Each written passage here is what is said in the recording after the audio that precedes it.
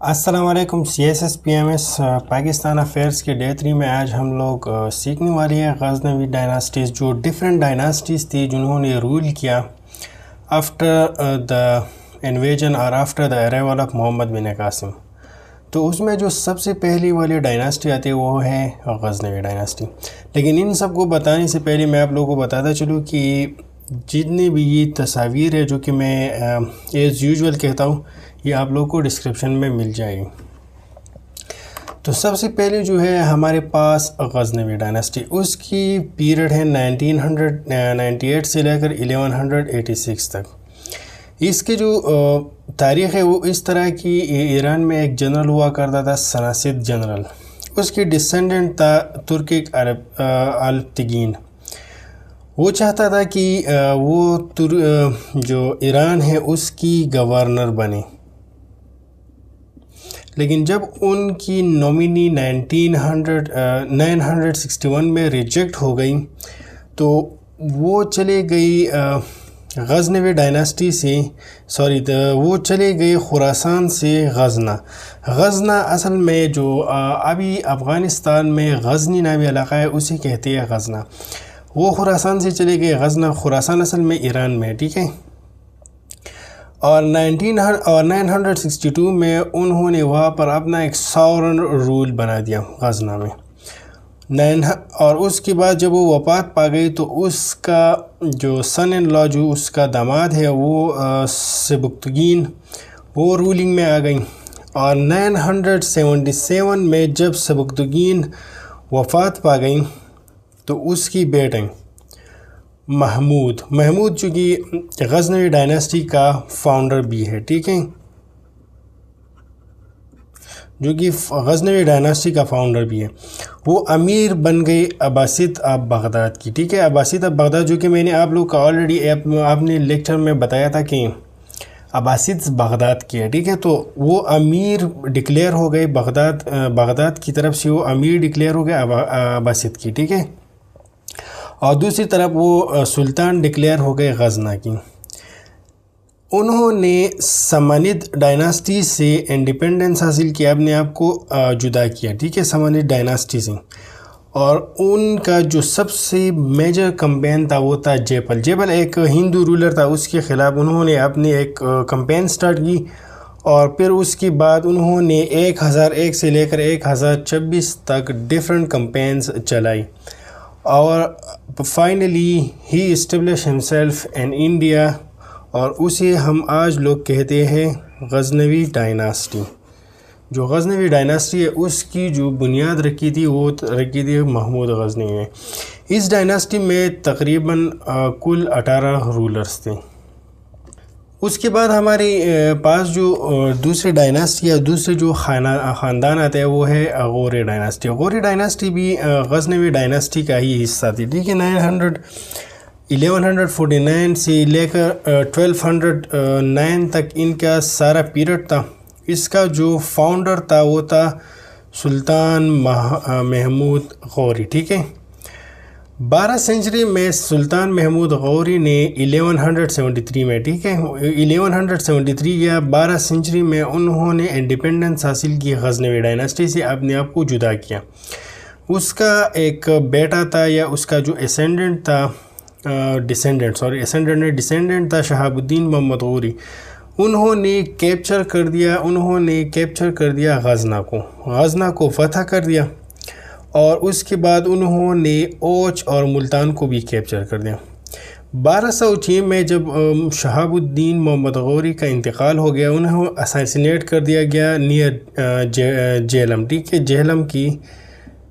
جہلم کے پاس یا جہلم کی آس پاس جب ان کی انتقال ہو گئی تو اس کے بعد 1206 میں وہی غوری ڈائناسٹی کولیپس کر گئی، اور قطب الدین ایبک جو کہ ایک غلام تھا، انہوں نے پھر اس رولنگ کو سنبھالا، اور 1206 میں ہی انہوں نے دلی سلطنت کا بنیاد رکھا۔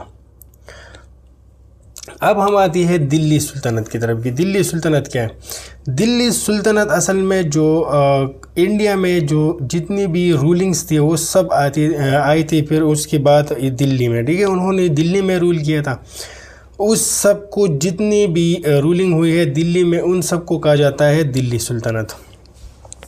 دلی سلطنت میں کل 5 ڈائناسٹیز یا 5 خاندانوں نے حکومت کی تھی. ٹھیک ہے, اس میں جو سب سے پہلی خاندان نے حکومت کی تھی وہ تھا خاندان غلامہ, یا اسے ہم سلیو ڈائناسٹی بھی کہہ سکتے ہیں. اس سلیو ڈائناسٹی کو ہم مملوک ڈائناسٹی بھی کہہ سکتے ہیں. ٹھیک ہے, اس کا دوسرا نام ہے مملوک ڈائناسٹی. اس کو ہم سلیو ڈائناسٹی اس لیے کہتے ہیں کہ اس کی جو پہلی 3 میجرز یا جنرلز تھے وہ تھے غلام. اس میں قطب الدین ایبک آتا ہے, شمس الدین التمش آتا ہے, یا غیاث الدین بالبان آتا ہے. یہ 3 تھے قطب الدین, یہ 3 تھے غلام. جو آرام شاہ تھا وہ تھا قطب الدین ایبک کا بیٹا. انہوں نے قطب الدین ایبک کے مرنے کے بعد اس دلی سلطنت کو اپنے جو رولنگ تھا اس میں لے لیا, لیکن وہ تھا ایک انکمپیٹنٹ سا بندہ. ٹھیک ہے, تو اس کو اوورتھرو کر لیا گیا التمش کی طرف سے, اور التمش نے اپنے بیٹے اور اپنی بیٹی کو جب دیکھا کہ یار میری بیٹی میں زیادہ پوٹینشل یا میری بیٹی میں, تو انہوں نے اپنی بیٹی رازیہ کو اپنی ڈیسینڈنٹ کے طور پر دیکھا کہ یار یہ میری رولنگ کو بعد میں چلائے گی, اور اس طرح سے پھر وہ اس رول کو آگے چلاتی ہے. اس کے بعد غیاث الدین بالبان آتا ہے, اس کو اوورتھرو کرتا ہے. تو اس طرح یہ جو خاندان ہے اسے ہم کہتے ہیں دلی سلیو ڈائناسٹی یا غلام خاندان غلامہ. اس کے بعد جو ڈائناسٹی آتی ہے وہ ہے خلجی ڈائناسٹی. خلجی ڈائناسٹی اصل میں انہوں نے جو سلیو ڈائناسٹی کی تھی انہوں کو ختم کیا تھا, اور اس کی وجہ اس کے بعد وہ رولنگ میں آئی تھی. سلیو ڈائناسٹی کی ٹائم پیریڈ تھی 1290 سے لے کر 1320 تک, تقریباً کل ملا کر 30 ایئرس تک انہوں نے رول کیا تھا. اس کا جو فاؤنڈر تھا وہ تھا جلال الدین خلجی. جو جلال الدین خلجی تھا اس کا پہلا رولر تھا. 1206 میں جب علاؤالدین نے جلال الدین خلجی کو اوورتھرو کیا تو انہوں نے اس کو مار کر اوورتھرو کر دیا. ٹھیک ہے, 1316 میں اور 1296 کے بعد جب علاؤالدین اوورتھرو کر گیا تو اس نے ایکسپینشنزم سٹارٹ کی. 1316 میں جب علاؤالدین خلجی کو مار دیا گیا یا جب وہ مرا تو خلجی ڈائناسٹی کولیپس کرنا شروع کر گئی. تغلق ڈائناسٹی جو کہ ایک اور ڈائناسٹی ہے, انہوں نے the last king of Khilji dynasty کو 1320 میں قتل کر کے اس رولنگ کو اپنے کنٹرول میں لے لیا. پھر اس کے بعد آتا ہے تغلق ڈائناسٹی. اب تغلق ڈائناسٹی یا تغلق خاندان 1320 سے لے کر 1413 تک اس کا جو پورا ٹائم پیریڈ تھا انہوں نے اس ٹائم پیریڈ تک حکومت کی تھی. اس کا جو فاؤنڈر تھا وہ تھا غیاث الدین تغلق. وہ ایک ایکسپیرینس اسٹیٹمنٹ اور پروفیشنل ایڈمنسٹریٹر کے طور پر ہی ثابت ہوا تھا. علاؤالدین نے جو لیکس پریکٹسز یا جو غلط طور پر روایت قائم کی تھی ان سب کو اس نے ختم کی تھی. علاؤالدین جو کہ خلجی ڈائناسٹی کا ایک رولر تھا, وہ چاہتا تھا کہ وہ اس طرح کا کافر بندہ تھا, وہ چاہتا تھا کہ لوگ اس کے سامنے سجدہ کریں, جو کہ کنگ اکبر نے بھی کی تھی, جو ہم آنے والے لیکچر میں انشاءاللہ دیکھیں گے. تو ان کی جو ساری پریکٹسز تھی اس کو اس غیاث الدین نے ختم کر دیا.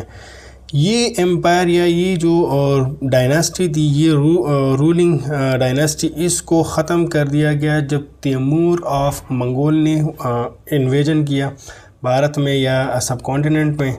اس کے بعد تغلق ڈائناسٹی ختم ہو گئی. اس کے بعد ہمارے پاس آتا ہے سید ڈائناسٹی. سید ڈائناسٹی اصل میں 1415 سے لے کر 1451 تک انہوں نے تقریباً رول کیا.